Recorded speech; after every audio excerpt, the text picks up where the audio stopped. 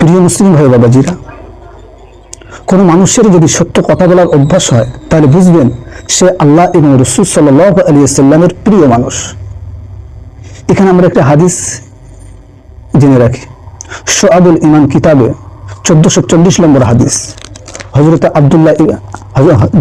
আব্দুর রহমান ইবনে আবি খুবাইব রাদিয়াল্লাহু তাআলা বর্ণিত,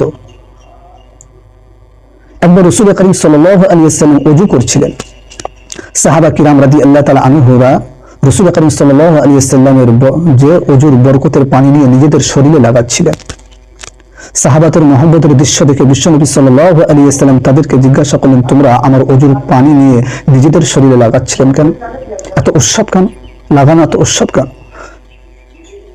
এবং রাসূল করিম সাল্লাল্লাহু আলাইহি ওয়াসাল্লাম তাদের কথা শুনে তারা সাহাবারা বললেন, আল্লাহ এবং আল্লাহর রাসূলের মহব্বতের কারণে আমরা এটা করছি। সুবহানাল্লাহ। আমরা এই ভিডিওটা বেশি বেশি করে শেয়ার করি।